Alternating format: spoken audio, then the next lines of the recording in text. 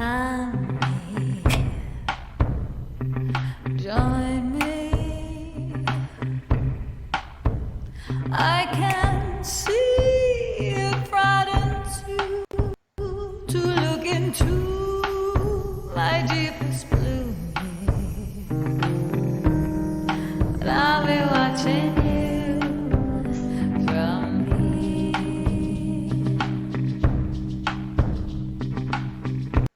Hello, how are you? Very nice to see you here tonight. It's 7:30 on Thursday night here in Sydney, and it's lovely to be here. Thank you for having me in your lounge room, or you could be in the bathroom. I don't know where you are. Thank you for having me wherever you are. Do I look different today? Maybe you can see more wrinkles. I've just got a new webcam, so instead of using the one on the laptop, I've got a little special one that sits on the top that's higher resolution. So you might be saying, who is this woman on my screen?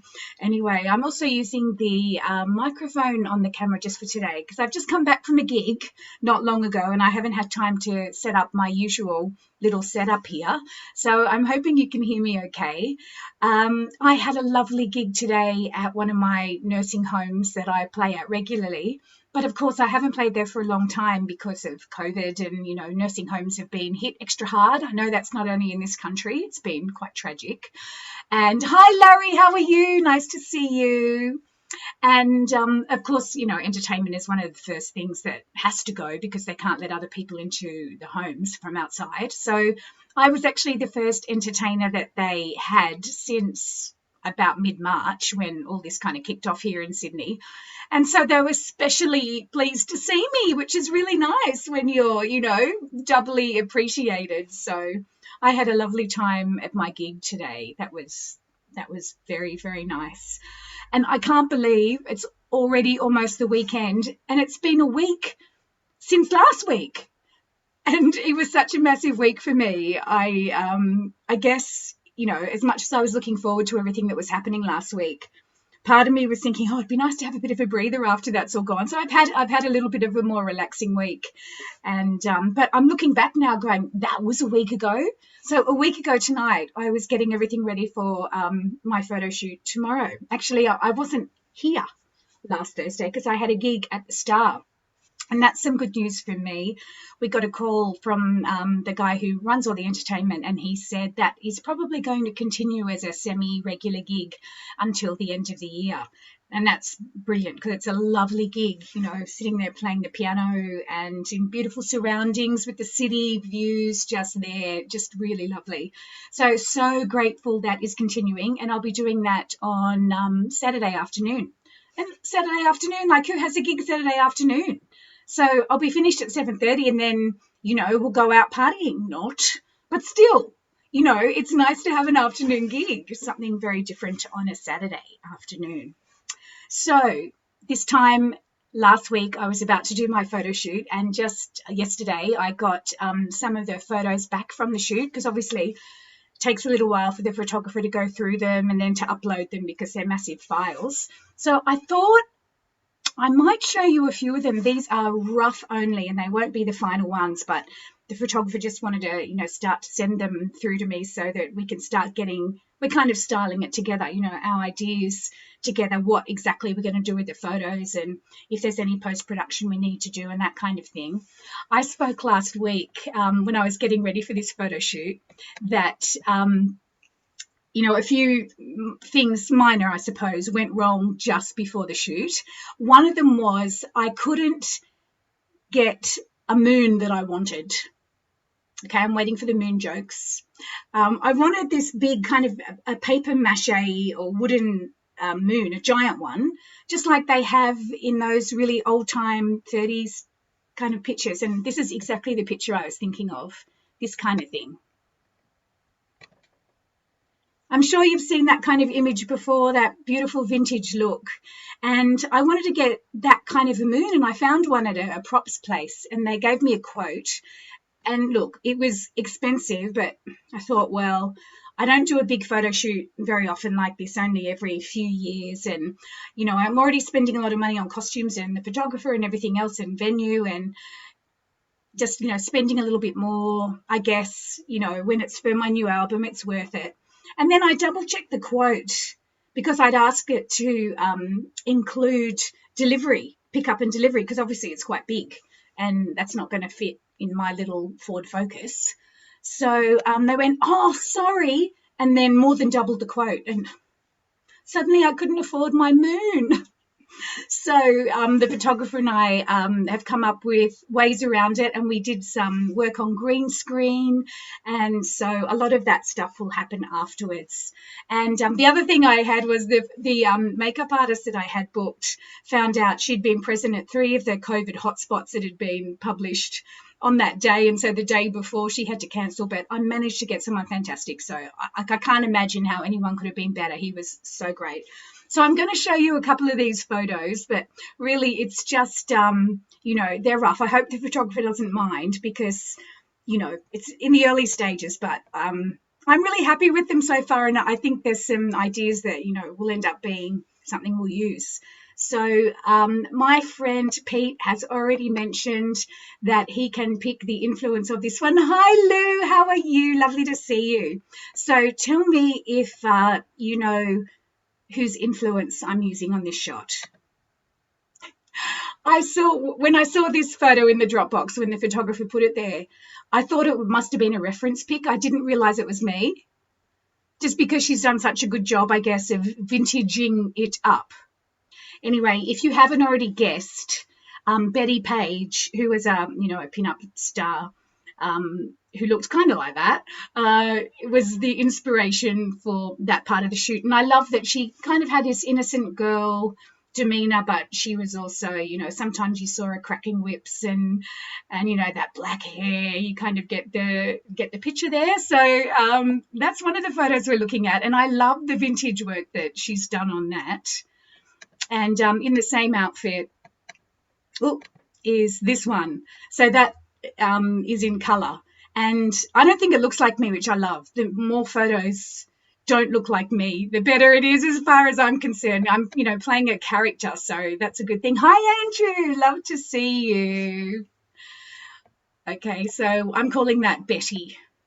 All right, and there's, I love my sci-fi. I'm always talking about Star Wars and Star Trek and everything else, and there's definitely some spacey kind of sounds in my music. I love those synthy sci-fi kind of sounds. So I always want to present that in a visual way as well. So I had to have a space shot. I call this Space Face. Look at that.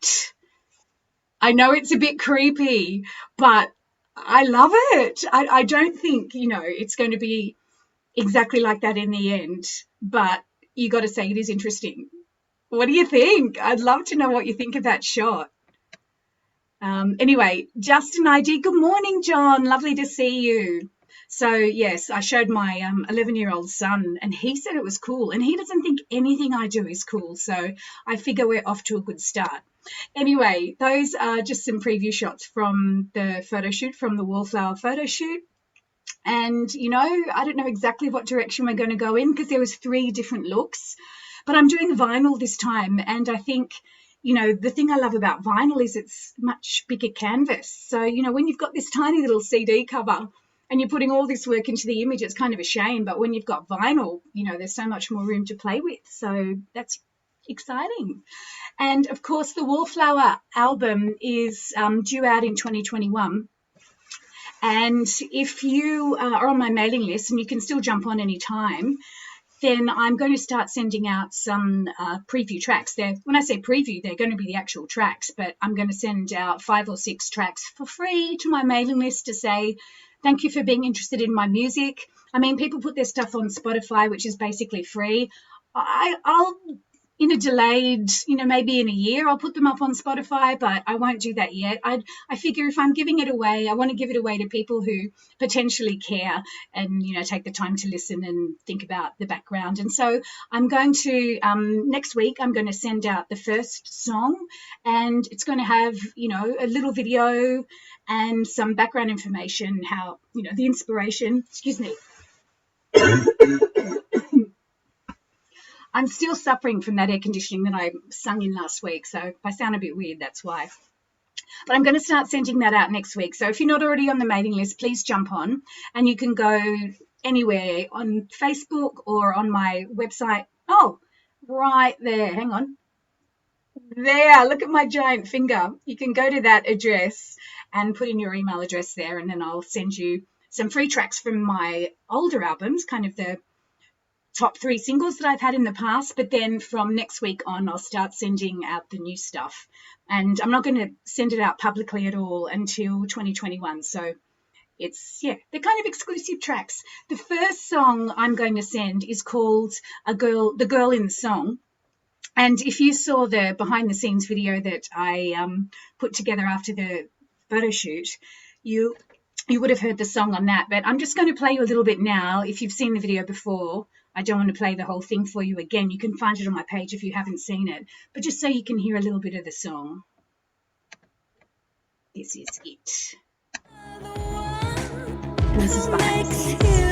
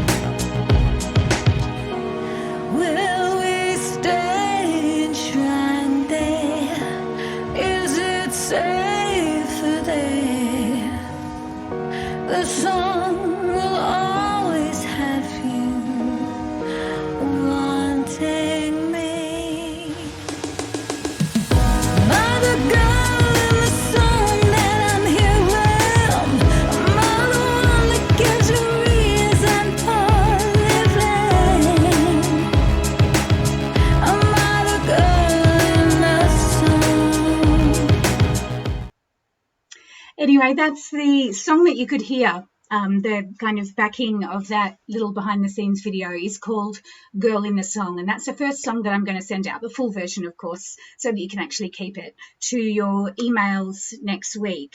And that song was actually inspired by a present that I was given. This book called The Girl in the Song. And it's a whole lot of 50 different songs that were really big pop hits, the real history behind them and the women that inspired the song. And I just, I read the book in a night and just devoured it. Well, all the songs, and I loved it. And it's funny because I once saw kind of a friend of mine at a singer-songwriter night perform a song, and I don't know if it's vanity or what it was, but I swear he was singing about me. He probably wasn't, but in that moment, maybe it was after a few champagnes or something, I thought it was about me. And I'd already had that thought to write a song about how I thought that a song was about me. And then I got this book. So that was the inspiration of the song. The song has come out a little bit stalkerish. It's as if I'm a woman that's a bit obsessed by the person who's singing the song. A little bit like, the Carpenters song Superstar. I always think that's got a bit of a stalkerish vibe as well, but it's so dark and interesting, that kind of, even though it's a beautiful pop song, it's got that dark side. And I guess that's kind of what I was going for in my song.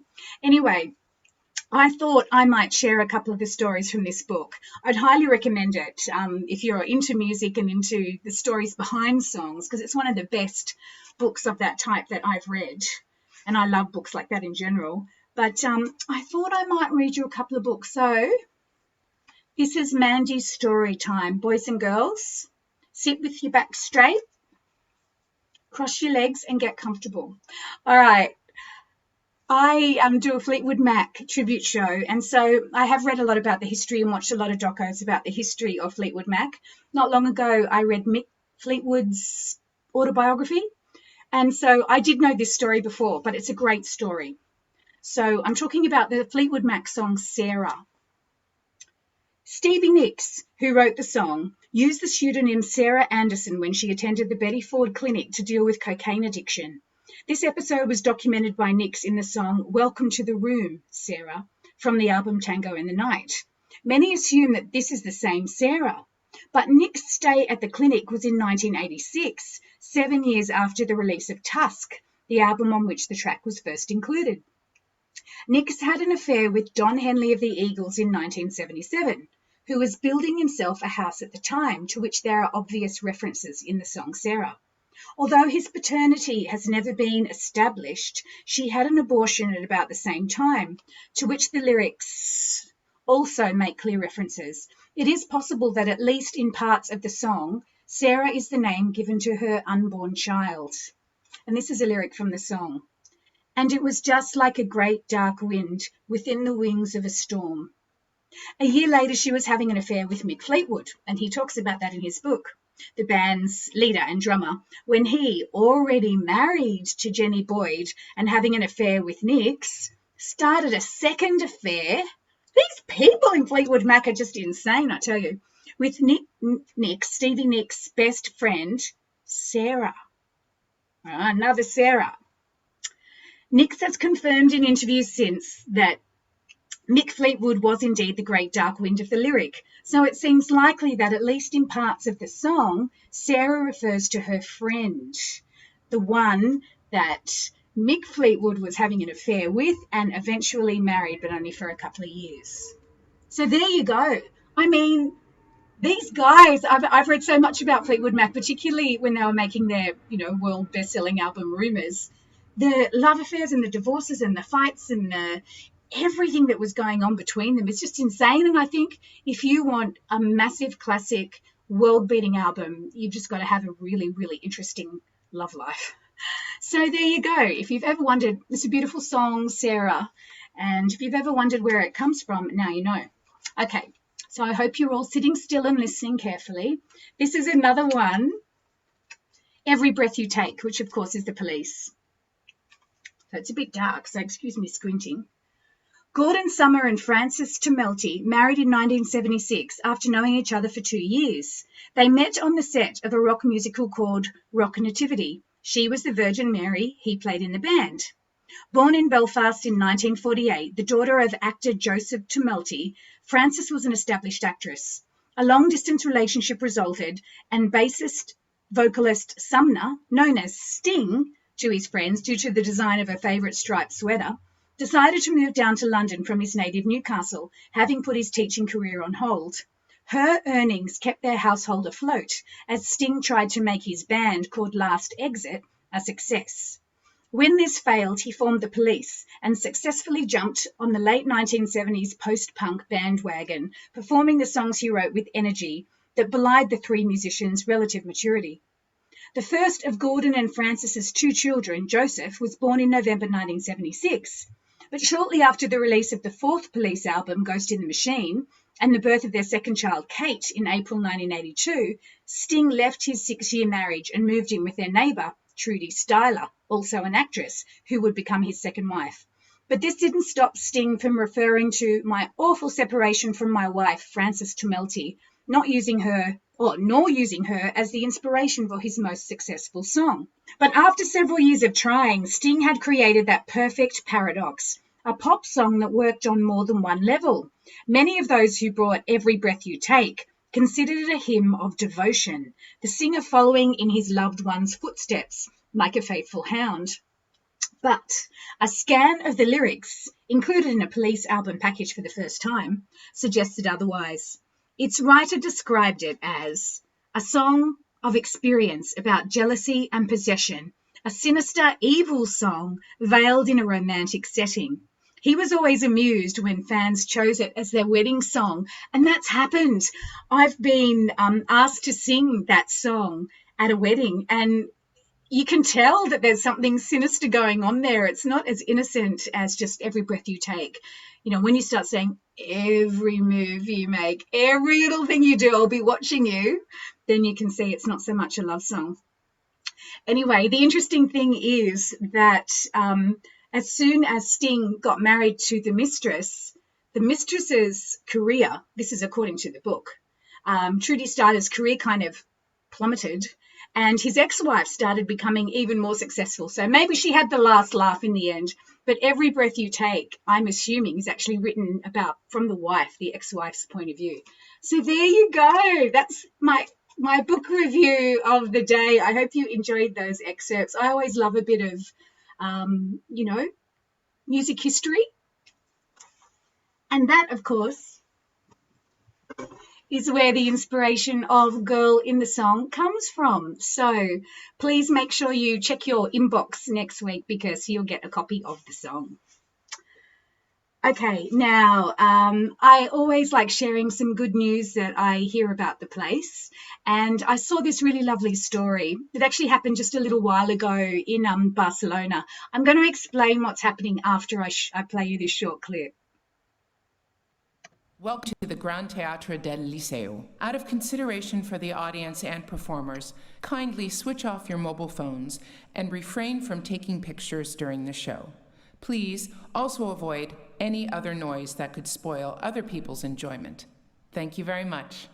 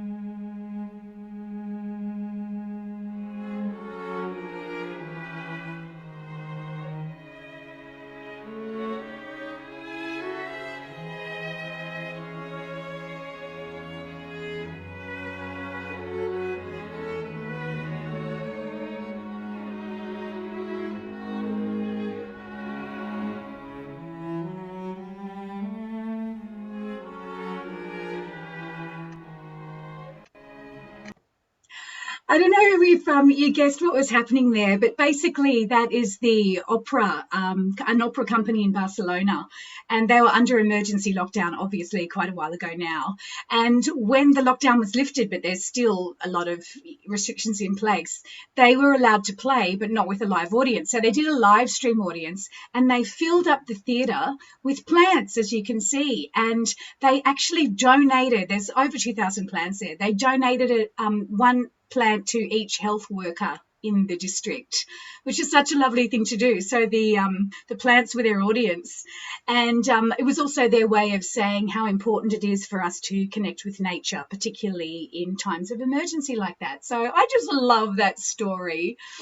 And Chip is saying, yeah, I just got dumped, so a gold album is in the works. You know what, Chip, I mean, I'm sorry that you got dumped, and, you know, most of us have been through something like that, but it is true, isn't it, that you tend to, I don't know, most songwriters tend to write best when bad things happen, and I'd rather have good things happen and write rubbish songs, but, you know, that's just the way it goes. I find myself mining my past because my present is too nice. You know, all those boys that dumped me over the years, they still kind of reappear in my songs, and they often say never go out with a songwriter because you will end up appearing in a song and it won't always be flattering. Anyway, I hope you liked. Oh, hi, Jill, by the way. How are you? I'm very well, thank you. Even though I sang in air conditioning last week and it's really got into my throat, so it's making me cough a bit. But yeah, it sounds worse than it is. I'm good. But yeah, that little piece of opera. When I was growing up, my parents loved classical music. They still do, and they used to play it on the weekends all the time. So much so that I never really got an experience of pop music until I went to school and my friends, you know, played contemporary music. But I didn't 100% get it when I was growing up. The classical thing kind of went over my head. And as I've been getting older, I think I'm more open to all different styles of music. I think once I discovered pop, I'm like, yes, that's what I like.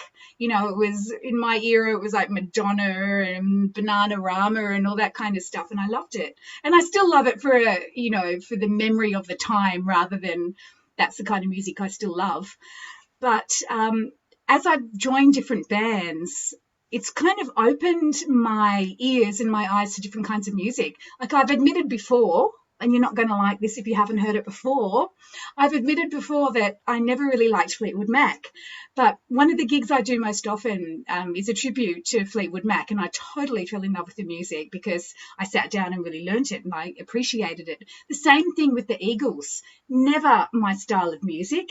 And I did an Eagles tribute show and I learned every intricate harmony, and they are intricate, and that made me appreciate the Eagles as well. And so interestingly, I've just been asked to do a couple of gigs where they want primarily country. I'm only a fairly recent convert to country music, and I don't love everything, but nobody loves everything, I suppose. I always thought of country music more as the kind of Hank Williams and Johnny Cash, Dolly Parton, and I like some of that. I do like Johnny Cash and I do like Dolly Parton. Some of the really, really country music I'm not such a fan of, but I'm starting to become more and more of a fan. So I went and did a whole lot of research and worked out what kind of songs I could do. And I already do some John Denver, Leaving on a Jet Plane and Country Roads, and Dolly Parton, Jolene. I already had some of these in my repertoire. Patsy Cline, Crazy, and Walking After Midnight, and I Fall to Pieces. So I had a few in there. Olivia Newton-John, Let Me Be There. And then, so I'm feeling, okay, I know enough country, I'll be fine. So I look at the worksheet again. It says modern country. What even is modern country? All the artists that I just mentioned are like 50 years ago. I don't think that's modern. So then I went back to the drawing board and did a whole lot more research. And Larry, if you're still there, you told me about an artist that I checked out recently. And I would say she's modern country, and that's Brandi Carlile. So thank you for that tip. There's one song in particular, it's called Story. That's great. It's quite rocky kind of country. So I'm learning that one. I also am learning Lady A. I think they used to be called Lady Antebellum, and there was some political reason maybe, but they changed their name to Lady A. Same with Dixie Chicks, who are now just the Chicks. And Miranda Lambert, I really like. So there you go. Who would have thought? I've got a whole lot of country repertoire. I would have played you some tonight, but I've just come from my gig and I'm not set up. But next week, I'm going to do a little country set for you, and you can either say, yeah, don't give up your pop, or I don't know.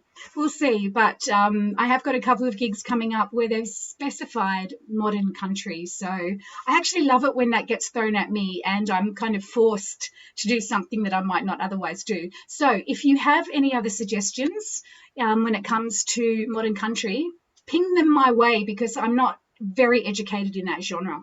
So I would love to hear it. So last week, I had a bit of a run-in with Facebook because they told me that one of the T-shirts that I was trying to sell was inappropriate because of the adult content. Let me show you. You can be the judge.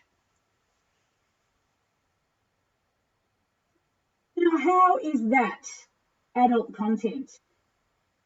If you've seen my album, Polaroids and Postcards, basically it's an adaptation of the cover art.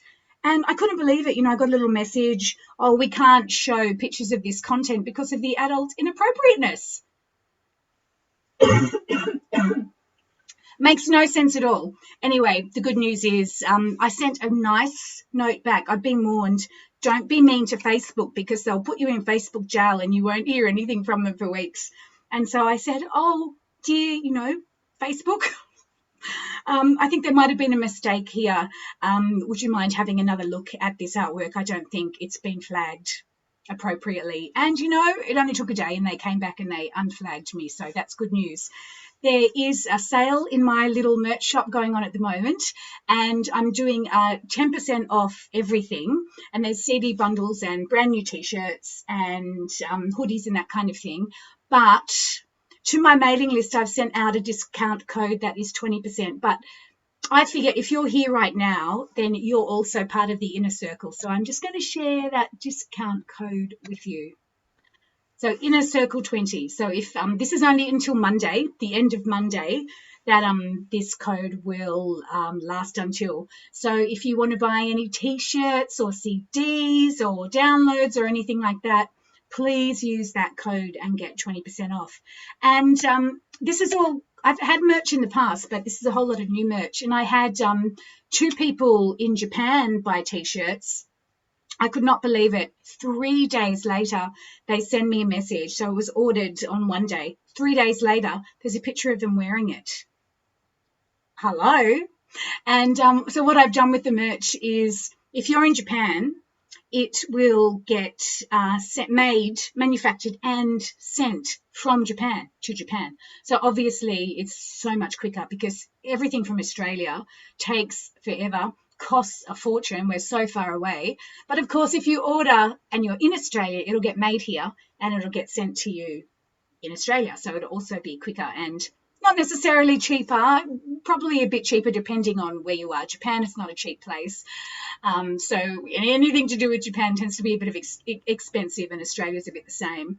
So if you order it from America, you're in America, it'll be made there. And I kind of like the fact that then people get to support their local manufacturing as well, and it'll be sent from America. So it should, it should be a lot quicker, because things that get made and sent from here can take 6 weeks at the moment. So that's just a little bit much.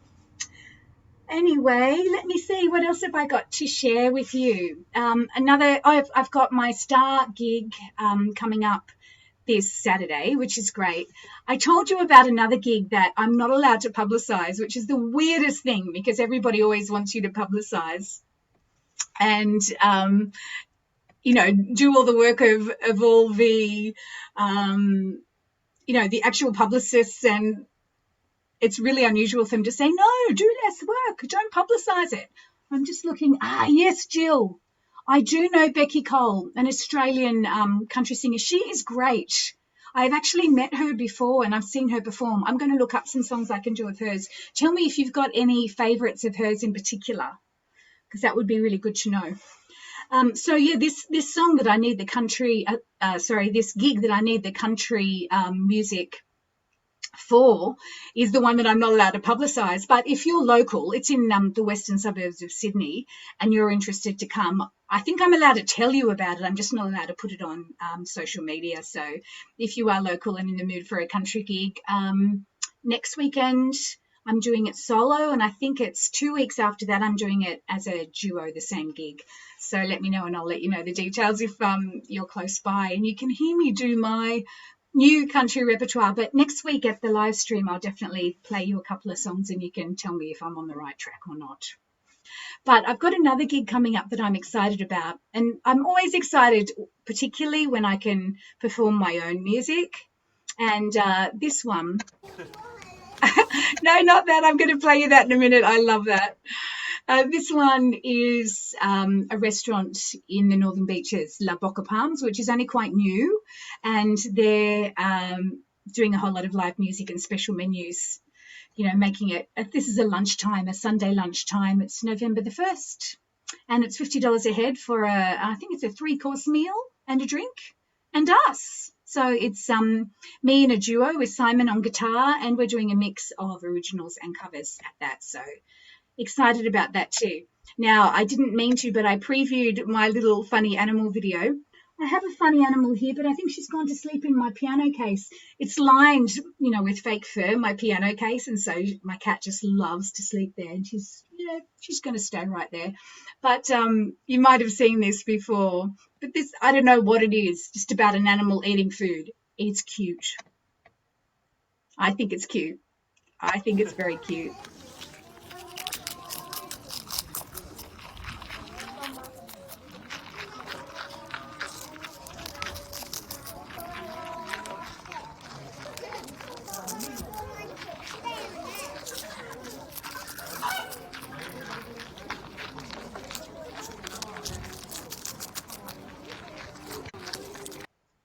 Is that just me? What is it? I think it's because he looks quite human. He looks like, I don't know, just those little hands, which are not hands, they're paws, of course, but something gorgeous about that. So Andrew's mentioned Winona Judd. I know the name, I've got to say, and I don't actually, maybe if I heard a song I would know, Freebird.